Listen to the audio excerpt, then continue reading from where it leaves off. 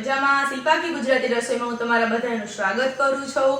આજે હું નવી રેસીપી સાથે આવી ગઈ છું। આજની જે રેસીપી છે તેનું નામ છે વટાણાના કડક ભજીયા। તો ચાલો મિત્રો, તેમાં વટાણાના ભજીયાની આપણે શરૂઆત કરી દઈએ। આજની જે રેસીપી છે તે બધાને ખૂબ જ પસંદ આવશે, કારણ કે એકદમ સરસ જે વરસાદની મોસમમાં બને એકદમ કુરકુરે તેવી રીતને એકદમ આ કડક ભજીયા થઈ જઈ રહ્યા છે। તો ચાલો આપણે ભજીયાનું તેલ ગરમ મૂકી દઈએ કે આપણે જે બીજી પ્રોસેસ કરીએ તો તેલ ગરમ થઈ જાય।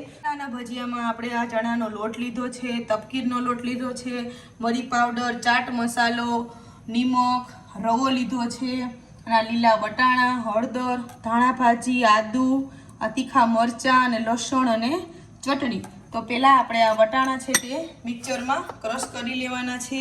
તો મિત્રો એકદમ સરસ નવીન ભજીયા છે, એકદમ બધાને પસંદ આવશે। જરૂરથી તમે ટ્રાય કરજો। અડધી ચમચી જેટલું આપણે જીરું ઉમેરી દેશું, અને આ મસાલો પણ આપણે આમાં જ એડ કરી દેવાનો છે। ધાણા ભાજી અને તીખું મરચું, લસણ અને આદુનો ટુકડો, તે આપણે બધું આમાં નાખી અને હવે મિક્સ કરી લઈએ। તો હાલો આપણે પહેલા વટાણાને મિક્સરમાં પીસી લઈએ। આપણે વટાણાની જે આપણે પેસ્ટ બનાવી તે બની ગઈ છે, આવી રીતના આપણે બનાવવાની છે। ચાલો હવે આપણે આ વટાણાની જે પેસ્ટ બનાવી છે તે આમાં બાઉલમાં ઉમેરી લઈ। તમે ડુંગળી બટેટાના બધાના ભજીયા ખાધા હશે, પણ લીલા વટાણાના મને એવું લાગે કે એવા ટ્રાય નહીં કરી હોય, ચોક્કસથી બનાવજો। એકદમ સરસ છે, નવીન છે, અને બાળકોને તો ખૂબ જ ભાવે છે જે નવીન છે એટલા માટે। હવે આપણે આ બાઉલ ચણાના લોટનો આમાં એડ કરી દઈએ। આ તપકીરનો લોટ છે અડધો બાઉલ, એ પણ આપણે આમાં એડ કરી દઈએ। તપકીર લોટ એટલા માટે નાખીએ છીએ કે જેનાથી એક ભજીયું આપણું કડક થાય। અડધી વાટકી જેટલું આપણે આ રવો એડ કરી દઈએ। બીજા આપણે બધાય મસાલા ઉમેરી દઈએ। અડધી ચમચી જેટલી હળદર, સ્વાદ અનુસાર આપણે નિમક એડ કરીશું, અડધી ચમચી જેટલો મરી પાવડર, અડધી ચમચી જેટલો આપણે ચાટ મસાલો, 1 ચમચી જેટલી ચટણી,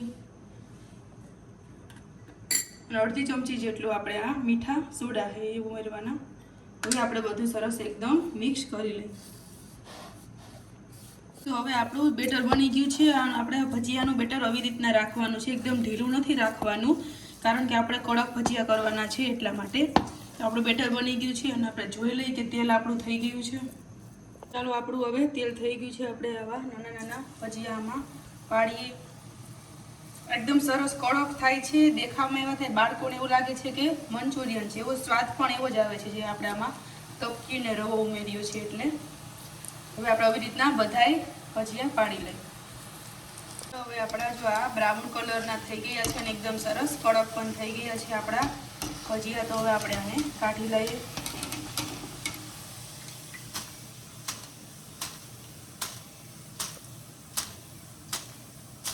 ગરમા ગરમ આપણે ચા આરે, દહીં આરે, ટમેટો કેચપ, ચટણી આરે, બધા આરે બહુ જ સરસ લાગે છે વટાણાના।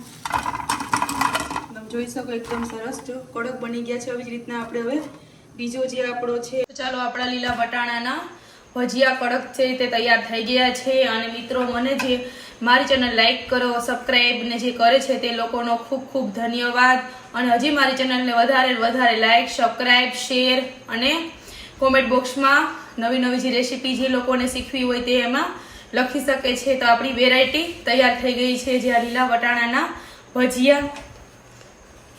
આપણા લીલા વટાણાના કડક ભજીયા તૈયાર છે, તમે જોઈ શકો એકદમ સરસ મસ્તીના।